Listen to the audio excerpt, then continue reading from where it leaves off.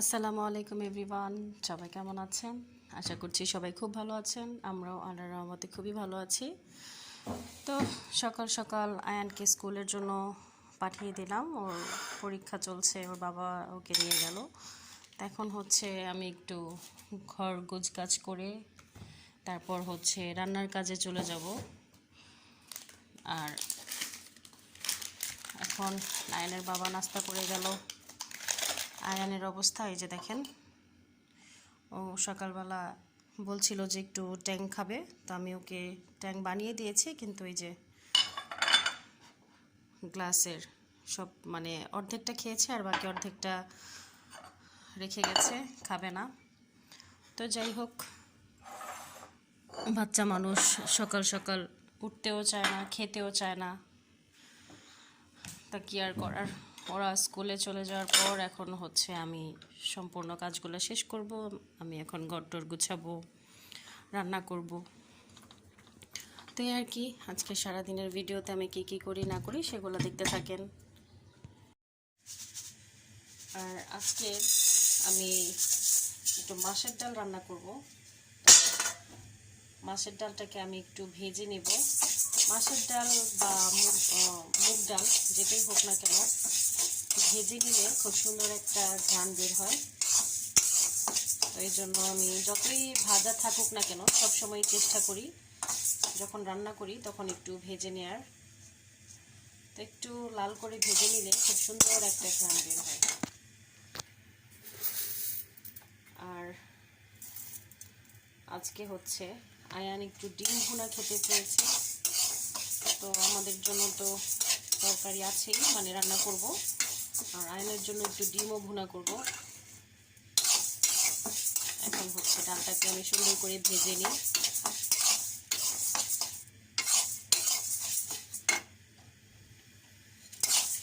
আয়ানের পরীক্ষা চলছে কিন্তু ও ডিম ভুনা খেতে চাচ্ছে। তো মানে ছোটবেলা থেকে একটা কথা সবসময় শুনে শুনে বড় হয়েছি, সেটা হচ্ছে পরীক্ষার সময় নাকি ডিম আলু এগুলা খেতে নেই, খেলে নাকি পরীক্ষাতে ডিম আর আলু আসে। তো জানি না কতটুকু সত্যি, মানে আমার আম্মু নানু ছোটবেলা বলতো এগুলা। তো এখন বাচ্চা মানুষ খেতে চাচ্ছে, জানি না, দিব, সমস্যা নাই, কারণ আমি জানি আমার ছেলে ডিম আলু কখনোই পাবে না। আল্লাহর রহমতেও সবসময় ভালো রেজাল্ট করে, আলহামদুলিল্লাহ।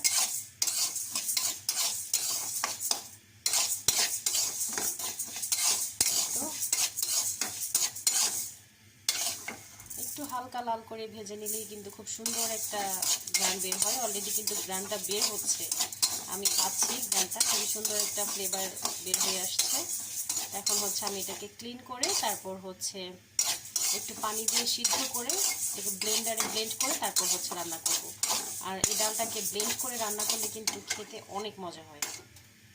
আমি সবসময় ডালটাকে ব্লেন্ড করে তারপর হচ্ছে রান্নাটা করি। ডালটাকে সুন্দর করে ধুয়ে তারপর হচ্ছে আমি এই যে সিদ্ধ বসিয়েছি। এখানে কিন্তু অলরেডি সিদ্ধ হয়ে গেছে। সিদ্ধ হাফ সিদ্ধ হলেই হবে, কারণ যেহেতু আমি এটাকে ব্লেন্ড করব, তো হাফ সিদ্ধ হলেই হয়ে যাবে।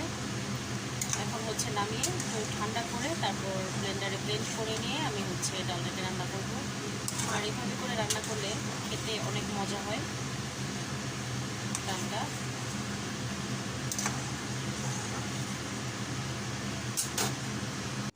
আর এখানে হচ্ছে আমি আয়ানের জন্য ডিম ভুনা করব, তো ডিমটাকে সিদ্ধ করে নিয়েছি। আর এখানে হচ্ছে আমি একটু তেল দিয়ে তেলটার ভেতর হালকা পরিমাণে একটু লবণ দিলাম আর হলুদ দিলাম। লবণটা অবশ্য না দিলেও হয়, কিন্তু আমি দিলাম আজকে। আর লবণ দিয়ে হলুদ দিয়ে আমি এখন ডিমগুলোকে ভেজে তারপর তুলে নেব। তুলে নিয়ে হচ্ছে আমি এখানে এই তেলেতেই আমি পেঁয়াজ কুচি দিয়ে তারপর রান্নাটা শেষ করব, মানে ডিম ভুনাটা করে ফেলবো। তো প্রথমে আমি ডিমটাকে খুব ভালোভাবে ভেজে নিচ্ছি, কারণ ডিম ভুনাতে কিন্তু ডিমটাকে সুন্দর করে ভেজে নিলে দেখতে খুব ভালো লাগে। আর এখানে হচ্ছে মাছের ডালটা আমি সুন্দর করে ব্লেন্ড করে তারপর কিন্তু অলরেডি বসিয়ে দিয়েছি। এটা এখন আস্তে আস্তে করে আমি বলক উঠাবো। একটু ঠেলে চুলা দিয়ে রান্না করলে ডালটা কিন্তু খেতে ভালো হবে। তো সেজন্য আমি একদম চুলাটা কমিয়ে তারপর রান্না করব। আর এখন হচ্ছে একটু বলক ওঠার জন্য আমি ঢেকে দিচ্ছি। আর এদিকে ডিমের জন্য পেঁয়াজ আর একটুখানি কুচি করে আলু দিয়েছি, যাতে তরকারিটা একটু আঠালো আঠালো হয়। আয়ান শুধু একা খাবে, তো সেজন্য মানে অল্প করেই রান্না করব, যাতে করে ও একাই খেতে পারে। আর এই তো ডিম ভুনা কিন্তু অলরেডি কমপ্লিট, কালারটা খুবই সুন্দর হয়েছে। আর এদিকে ডাল রান্নাটাও হয়ে গেছে। তো এখন আমি কিছু পটল ভাজবো। আয়ানের কিন্তু পটল ভাজাটাও ভীষণ পছন্দ। আর এখানে আমাদের জন্য আমি আজকে করলা আর আলু কেটে রেখেছি। এটা দিয়ে আমি মাছটাকে ছোট করে টুকরা করে তারপর রান্না করব। আর এখানে হচ্ছে আমি পটলটাকে ভাজার জন্য পটলে একটু হলুদের গুঁড়া, একটু মরিচের গুঁড়া আর পরিমাণ মতো লবণ দিয়েছি। তারপর খুব ভালোভাবে মাখিয়ে আমি পটলগুলোকে ভাজবো। পটল ভাজা, তারপর হচ্ছে কাঁকরোল ভাজা, এই সমস্ত ভাজাগুলো আমার আয়ানের খুবই পছন্দ। আর এই খাবারটা আমারও খুব পছন্দ। তো আয়ান হয়তো বা আমার মতোই মানে পছন্দের খাবারগুলো পেয়েছে, বা ওর মানে মুখের টেস্টটা ওরকমই। আমার অনেক কিছুর সাথে মানে পছন্দের অনেক কিছুর সাথে আয়ানের টেস্টটা অনেকখানি একরকম হয়ে যায়। আর আমি এই পছন্দগুলো পেয়েছি আমার আম্মুর কাছ থেকে, কারণ আমার আম্মু এরকম ভাজা অনেক কিছুই পছন্দ করত।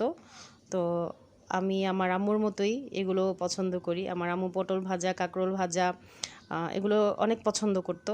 তা আমারও এগুলো ভীষণ পছন্দ। আর আমার ছেলেও আমার থেকে এরকমই পেয়েছে, আমার ছেলেরও এগুলো খুবই পছন্দ। তা আমি এখন পটলগুলোকে তেলে ভেজে নিচ্ছি। আর এদিকে আমি যে তরকারিটা রান্না করব আজকে করলা দিয়ে, সেজন্য আমি এখানে পাঙ্গাস মাছ নিয়ে এখানে ছোট করে টুকরা করে তারপর একটু হালকা করে ভেজে নিচ্ছি। ভেজে নিয়ে তারপর হচ্ছে আমি করলা দিয়ে রান্না করব। আর এইভাবে তরকারিটা রান্না করলে যারা করলা খান না বা মানে তিতার জন্য যারা খেতে পারেন না, তারাও খাবেন, কারণ খুবই মজা হয় এভাবে রান্না করলে। আর একটু ভেজে নিলে মাছটা ভেঙে যায় না। তো তখন হচ্ছে একটু আস্তে আস্তেই থাকে মাছটা। মশলাটাকে খুব ভালোভাবে কষিয়ে নিয়ে তারপর হচ্ছে এভাবে করলা আর আলুটা একসাথেই দিয়ে দিলাম। দিয়ে এখন আমি কিন্তু কোনো পানি এখানে দিব না, যতটুকু পানি করলা থেকে উঠবে মানে এতে করেই রান্নাটা হয়ে যাবে।